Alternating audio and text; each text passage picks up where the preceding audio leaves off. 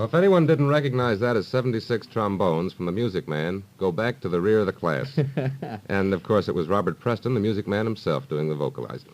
Here's an interesting question. Flying saucers, do they exist or don't they?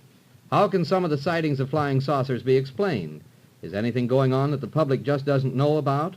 Now, these are some of the questions that we have for our next guest, Lieutenant Colonel Lawrence J. Tacker of the United States Air Force, who's written a new book called Flying Saucers in the U.S. Air Force, the official Air Force story. And welcome to Monitor, Colonel Tacker. Thank you, George. I assure you, you won't have any problem with flying saucers in Radio Central. Good. You never know. Colonel Tacker, let's give you the big question right at the start. Do you believe in flying saucers? Well, that question involves semantics, Mort.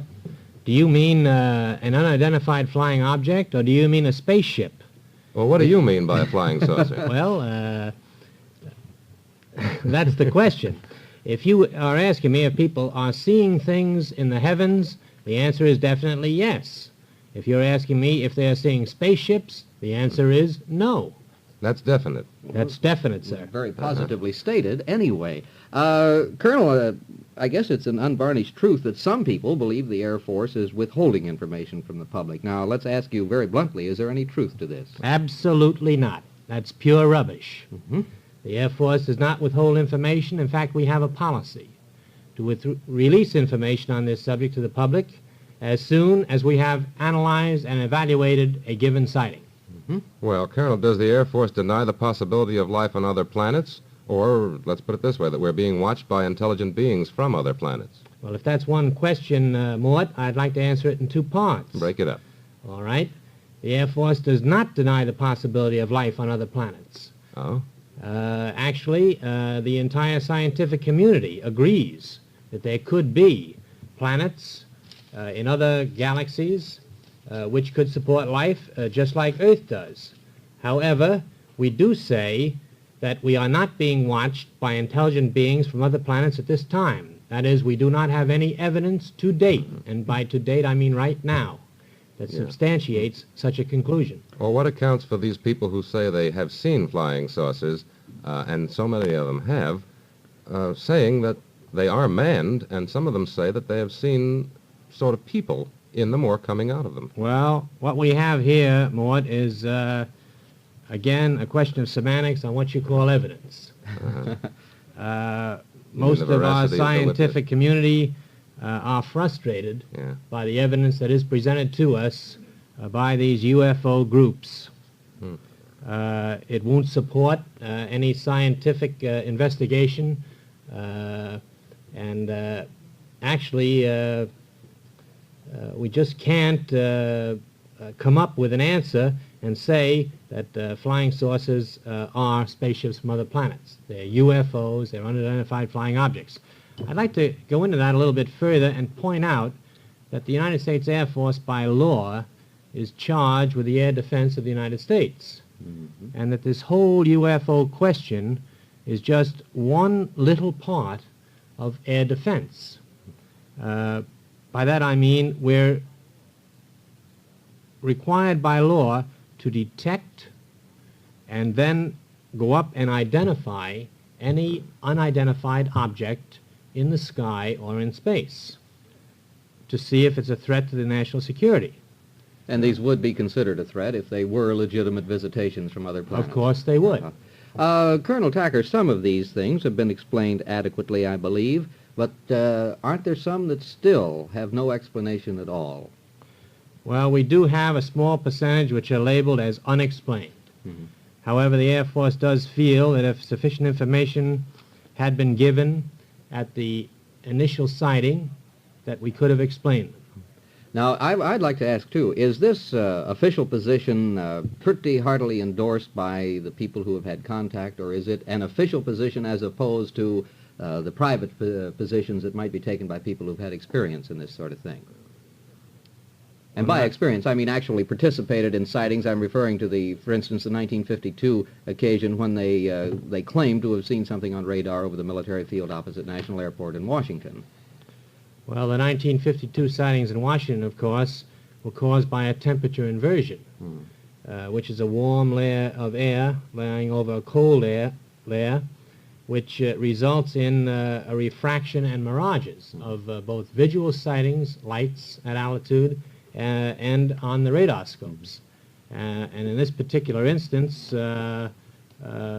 after sifting the information through the scientific criteria, they came up with this answer. Now, the UFO groups, the individual groups, the hobby groups that are investigating these things from time to time disagree, of course, with this particular answer, and they disagree with many of our answers. It's the interpretation of these sightings wherein we're questioned. Well, we've been taking the word sighting rather generally. I wonder if maybe you could give us an example of one of the most spectacular sightings that's been reported. Well, of course, the actual contact stories published in books would be the most sensational. But as far as a UFO sighting which was reported to the Air Force is concerned, I would say that probably the Pacific sightings of 1959, July 1959, would be the most sensational, in that they involved many airline pilots who were en route from California to Hawaii. And what we got there were many reports by radio from the planes before they landed that they had seen this object going at a fantastic speed. They viewed it from 3 to 5 seconds, and some pilots were alarmed, said it seemed to come straight toward the aircraft and then veer away. Other pilots said, well, it looked like a meteor, except for the fact that it seemed to head toward the aircraft. It proved to be a meteor of the Fireball class. I see. Colonel, I'm sure that you go into quite an explanation in your book about flying saucer sightings and your explanation of what most of them have been and are. And it's been a very fascinating conversation here for myself, and I'm sure for George. I know one thing. I want to read that book of yours. And I want to ask one quick question, Colonel. Do you expect to have further information from the United States Air Force? Is there another study to be released soon? In the book, we point out that Project Blue Book is a continuing thing, and they are about to compile and release some new statistics which will come out in early 1961. And we certainly shall be looking forward to those. Very nice to talk to you, Colonel. And we'd like to mention the title of your book, Flying Saucers in the U.S. Air Force, written by Lieutenant Colonel Lawrence J. Tacker of the United States Air Force. Thank you very much for joining us, sir. Thank you, gentlemen.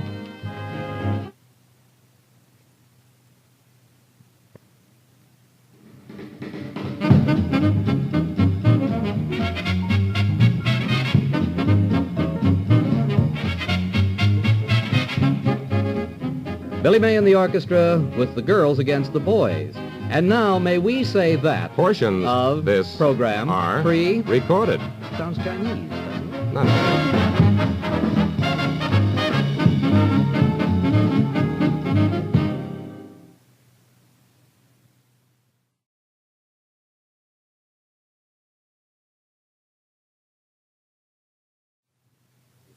it. Flying Saucers.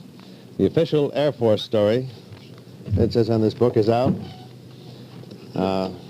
Flying Saucers in the U.S. Air Force, Colonel Lawrence Tacker. Lieutenant Colonel Tacker will be in, along with Donald Kehoe, who believes very much in flying saucers. Mr. Tacker, I would say, Colonel Tacker doesn't exactly. And we'll have the two of them to say a few words to each other, friendly, I trust.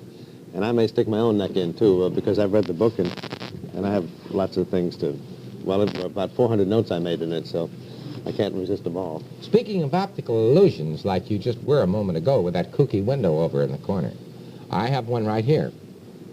What's that? What? Do you believe really that flying saucers do exist or don't? Well, that's a matter of semantics, Dave. What do you mean by a flying saucer? Do you mean a spaceship? No.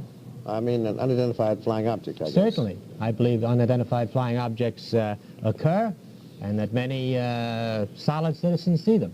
What do you think they are? Well, in most instances, we've been able to explain all of them as either conventional objects under extenuating circumstances or some form of aerial phenomenon. Well, phenomena isn't an object, is it? No, we it's said not. Objects, we said. All right, So that would sir. rule out phenomena. What All right, about sir. unidentified objects? However, it's originally reported as an object. Well, if it isn't, it's a matter of semantics, as you said. That's right. What was the other classification now that you just mentioned? Either phenomena or... Conventional objects seen under extenuating circumstances. An aircraft, for instance. I see. In unusual light conditions. Right. Or in a fog or something like that. That opinion was given by Lieutenant Colonel Lawrence Tacker, U.S. Air Force spokesman on the question of unidentified flying objects, and author of this just published book, Flying Saucers and the U.S. Air Force. The official Air Force story, it says here. Major Kehoe is our guest this morning, too. Major Donald Kehoe. Do you believe that flying saucers or UFOs, unidentified flying objects, exist, Major? Yes, I do, Mr. Garraway. We've evaluated evidence in our National Committee in Washington. Excuse me, I'm sorry. I've confused the semantic issue here. I've said both at the same time. Do you believe that flying saucers exist? Well, I don't like that nickname any more than the Air Force does. I believe that flying objects under intelligent control exist, and that's the belief shared by the majority of our committee in Washington. Flying objects under intelligent control. That's right. Very well. That's the belief of Major Donald Kehoe, U.S. Marine Corps, retired, author of several books and head of the National Investigations Committee on Aerial Phenomena. This book, Colonel Tacker, has occupied me over much of the weekend. It was a very exciting book to read. I've read some of Major Kehoe's books, too. Air Force figures, I believe, show that there have been 6,523 reported sightings over the past 13 years. What percentage of these, according to Air Force standards, remain unexplained? Well, I'd have to go back to the early days and admit that in the very beginning, when this was a new subject in, say, 47 and 1950, that the unknowns or the unidentified cases ran as high as 20%. By 1953, they were down to 9%, and now they run somewhere between 2 and 3%. 2 and 3%. Yes, sir. Major Kehoe, do you agree with that? No, I don't, because the Air Force has issued a statement, in fact, it's repeated in the Colonel's book here, without any qualifications, that the Air Force has explained all but about 2% of the totals. I have here a letter signed by an official in the Air Force which says that up to the end of 1959, there were 565 cases unexplained, a total of 9 4/10%, and incidentally, the official was Colonel Lawrence J. Tacker. That's right. Well, that's what I just said. I know, but you keep putting out this statement that the Air Force has explained all but so-and-so of the total reported, and it doesn't qualify. It gives the people the impression that you have only a dribble left of those cases. What about that, Colonel? Well, I think I stated it correctly when you initially asked me, Dave. I said in the early days that they probably ran higher. The investigative techniques one is good. It was a new subject. This is where the science fiction type thing that Major Kehoe writes got started. May I read a paragraph from the book here? Many sightings by qualified and reliable witnesses have been reported. However, each incident seems to have an unsatisfactory facts associated with it, such as shortness of time under observation. If you saw Marilyn Monroe walking by and you saw her for 1 second, would that be adequate? I'd probably recognize her. That's what I mean. Inaccurate estimates of distance from the observer. How is that known that they're inaccurate? Generally just by a simple mathematical computation at the Technical Intelligence Center. How do they know what the distance is? Well, just based upon the size of the object given. Well, if... They can determine. But the object isn't given. It generally is in the report. The object and the size, the approximate size. Well, if we don't know what the object is, how can we give the size? Well, they give the size, as it appeared in the sighting. Oh, the angular Yes, size. sir. Yes, sir. But that doesn't tell you anything about the distance, does it? Oh, they can work out distance with that, certainly.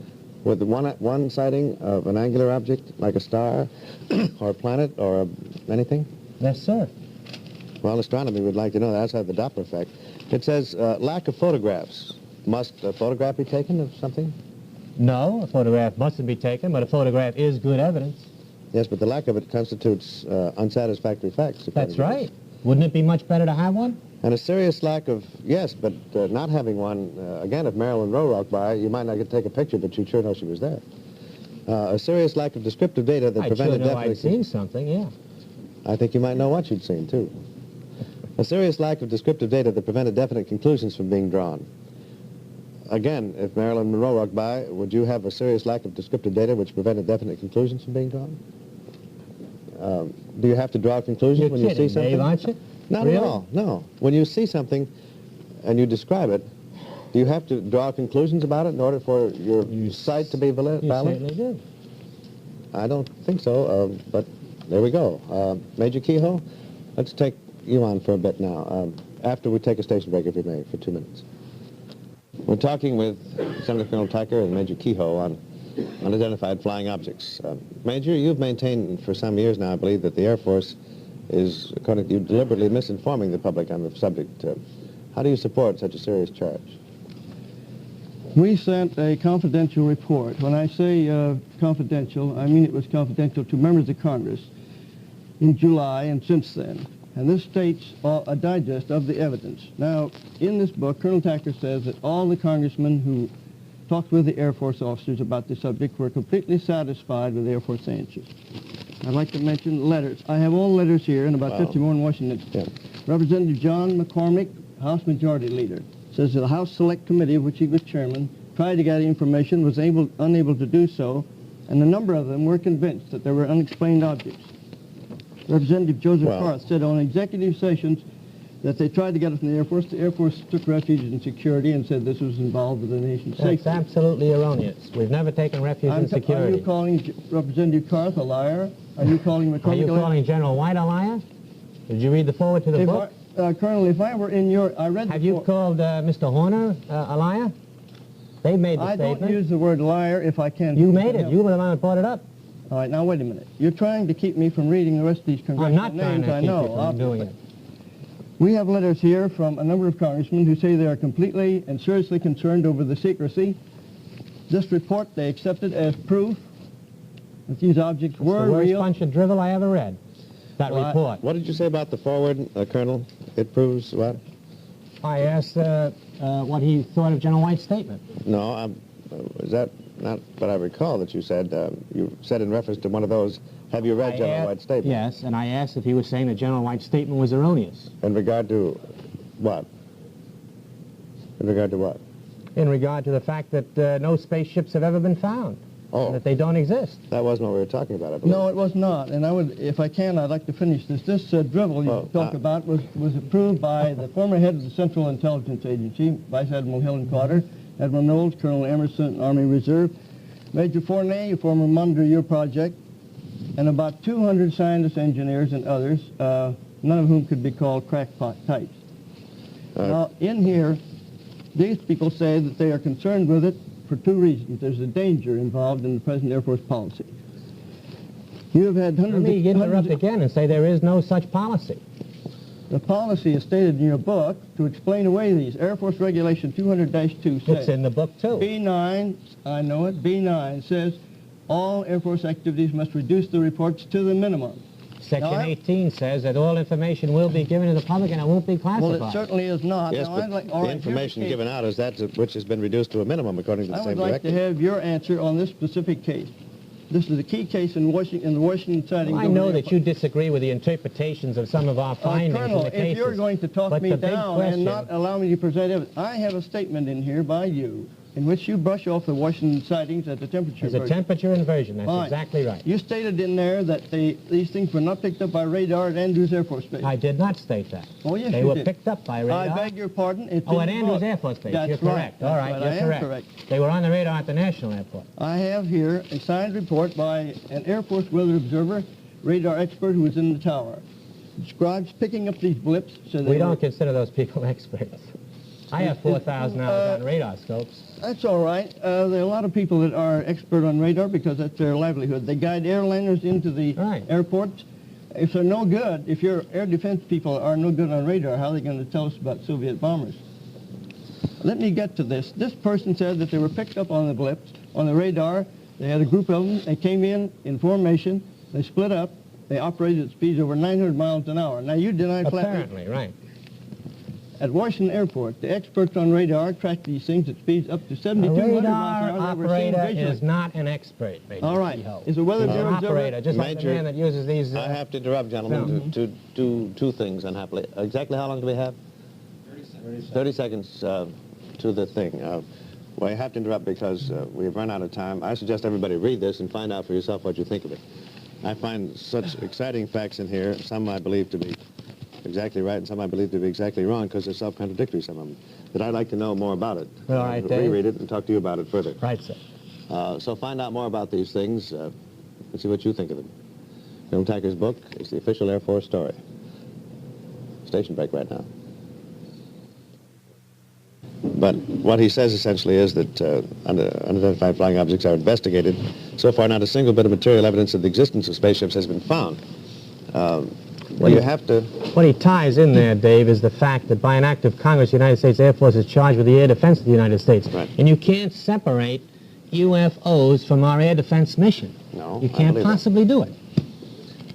We're charged with it, therefore we go up. We scramble at times based on these things. But must material evidence of the existence of something be found before it's real? Certainly, I believe so. I don't think you have anything. Did you ever have a piece of the moon in your hand? No? Is it real? Oh, I'd say it was, yeah. But then you have spectrum analysis of light that they've taken. You've got... I'm not a scientist. I'm an information officer and a Neither am I, reporter. sure. I'm a reporter. But there are such things as photographs and spectrum analysis and mathematical counts that they can build up to a basis and come up with a pure scientific answer, not a vague statement by somebody that, sure, spaceships exist. I believe it is an act of faith. And of course, that's all right if they believe it is an act of faith. What I object to is this countless harangue that the Air Force is withholding information. This is ridiculous. Well, just saying it's ridiculous won't prove it one way or the other, will it? Yes, it will. Oh, you mean my saying it's ridiculous? No, but I can prove it. That we haven't withheld information. You can't prove it because we have cases you have withheld. And if you have the top... I mean you have cases we have withheld. I'm talking about the general I'm public. talking about NICAP. What is NICAP? NICAP It's a is UFO hobby group. Oh, I know what that... Are you saying that Hill and Carter, top admiral, we've got high Air Force officers, Colonel Joseph Bryan, Air Force Reserve, Colonel Macushan, Air Force You're Reserve, William impressing Lee... me immensely, Major. I'm not trying to impress you. Matter of fact, if you keep your temper, we might get down to some facts here. I have no temper here. I'm just real concerned and believe my side I will of the make you an story. offer. I will agree to appear with you in public and disclose what we don't have time to put on here. If you can prove that what you say is true, I will resign as director of NICAP. I will recommend to Admiral Hill and Carter that we disband. I will tell them to I will close do this that if book you of bring mine this off. evidence up. I will that proves the hold it, existence of Just a minute, hold spaceships. it. We've just taken out 10 minutes of the show. Later on, we can come back for 10 more minutes. Right now, we're going to take the news, all right? Sure. And I think if we keep you apart for those intervening 15 minutes, it might be wise. No problem, Dave. No problem. No problem. I'm enjoying it. So am I. I hope Major Keogh is. I hope you are, too. WRC-TV, Washington. The switchboards are loaded with calls about our discussion of flying saucers and the U.S. Air Force here. The new book out by Lieutenant Colonel Lawrence J. Tacker, United States Air Force. We've been discussing it with Major Donald Kehoe, who is head of one of the several groups on who believe in flying objects, I believe, flying saucers or spaceships. Let's continue, and let's talk about facts now as best we can. Colonel White, we discussed that one. I'll take another fact. The astronomy information given in here, as straight astronomy information in the chapter, It's Easy to Be Fooled, where you say many things are really astronomical objects, is interesting to me because I've been fooling around with it for several years, like 27, I think. Well, you must be fairly familiar with it. Again, keep in mind I was reporting. I got this from the scientific people. But it's in the book and to be taken, therefore, as right. Good. When an aircraft, you're speaking about the planet Venus now, as the aircraft moves through the atmosphere at an advanced speed, its position relative to the object naturally changes. Does the object, therefore, change its position, apparently? The aircraft changes its position. 10 miles out of 80 million, perhaps. Oh, I see. You mean it would be infinitesimal. Well, no matter where you fly on the Earth, Venus will be almost exactly the same place. You're right. You're correct. There are about a dozen of those that I would like to bring up, but I want to introduce Major Kehoe. Well, you you have to back to the remember program. the azimuth of the body does keep changing. Not the apparent azimuth of the planet.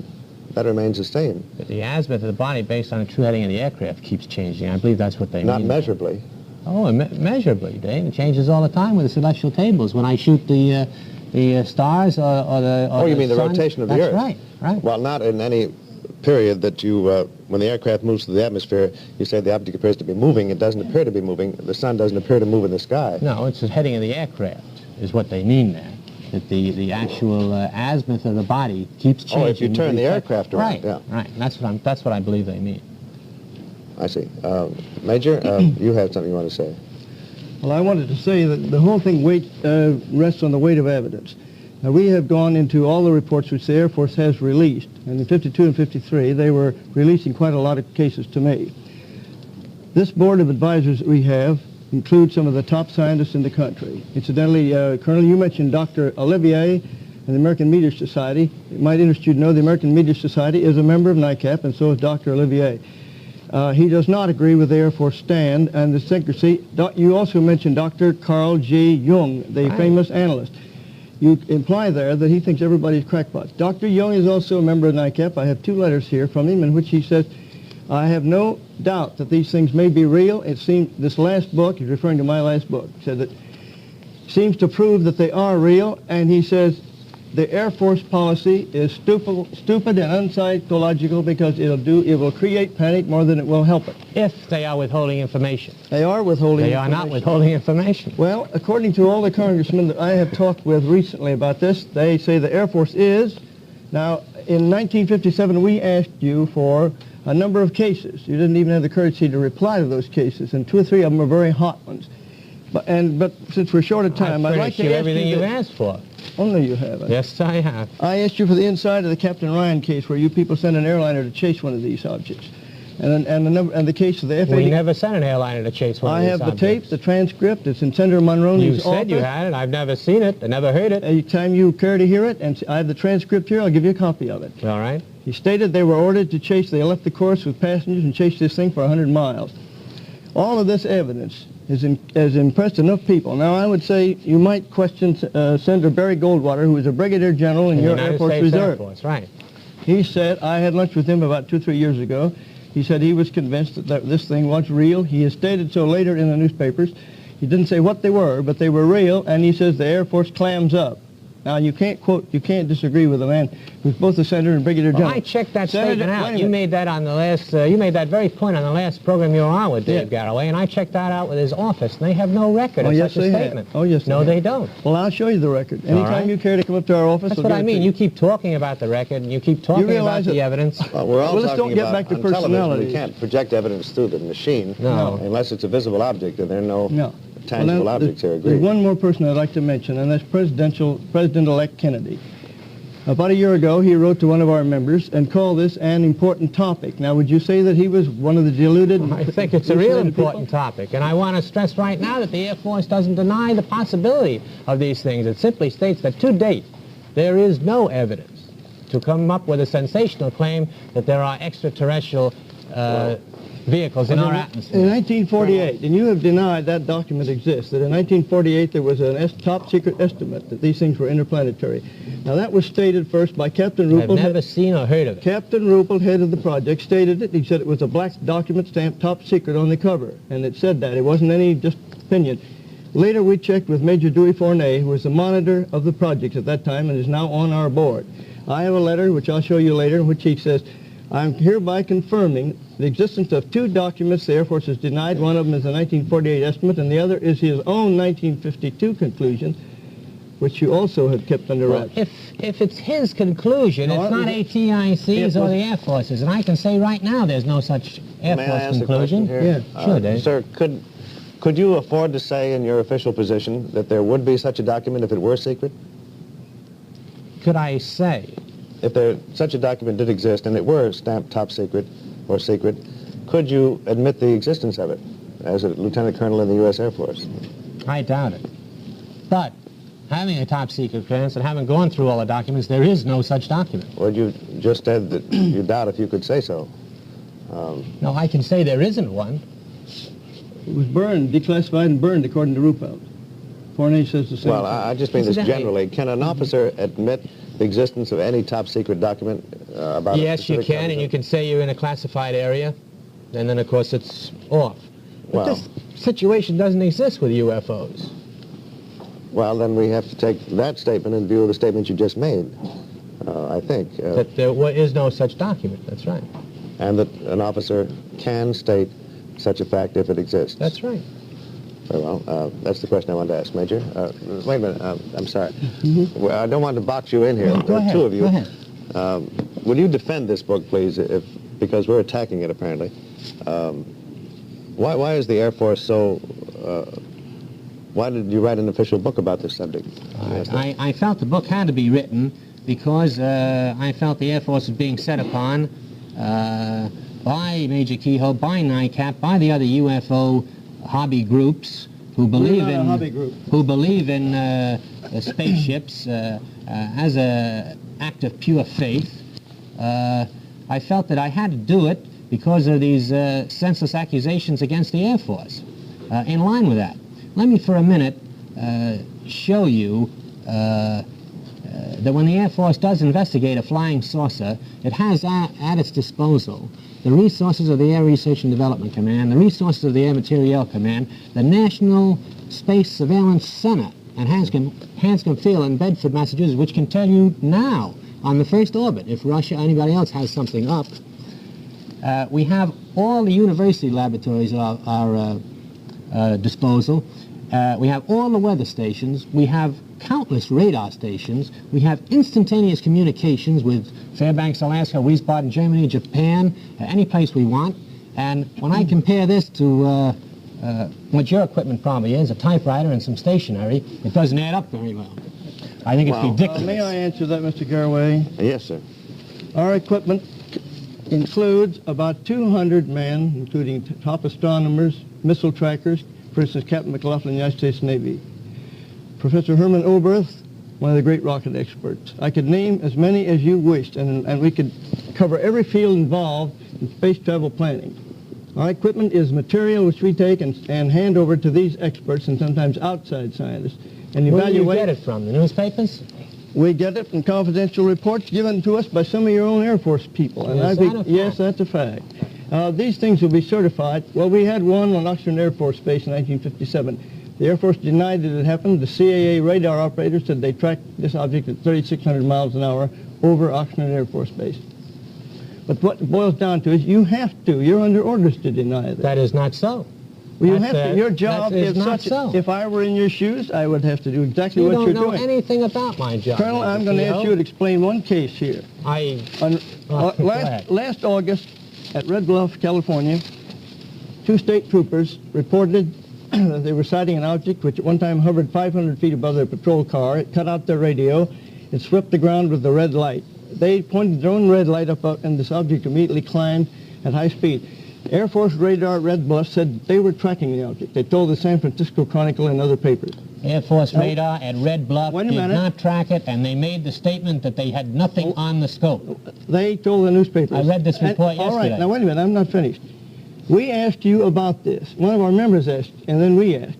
You stated that these people had been misled by seeing the planet Mars, the star Aldebaran, and the star Betelgeuse. Now, wait a minute. We checked with the Hayden Planetarium in Boston and other astronomers.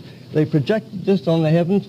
Mars did not rise for an hour afterwards. Aldebaran did not rise for 2 hours. Betelgeuse was 3 hours below the horizon. Don't you understand what happened? I understand perfectly. There was a temperature inversion for 6 days. Do you know what a temperature inversion does? I know exactly what it causes refraction and a mirage above the horizon. How much refraction? Not for 3 hours. Light rays. It doesn't pick up a star 3 hours. Mars was just below the horizon. I'm not going to argue with you. I'm giving you what our scientific community told me. You're putting your word against astronomers who are every day working out problems like that. I have a sketch here. I'm using the word of astronomers that work for the United States Air Force, sir. Under contract and under orders to try to explain these away until you're ready to answer. That's ridiculous. Why don't you get off that kick? You don't believe it yourself. Well, Colonel, I'm not going to indulge in personalities with you, but I will repeat my offer. We have to take a station break here. No, we have to leave you. I don't know where we are.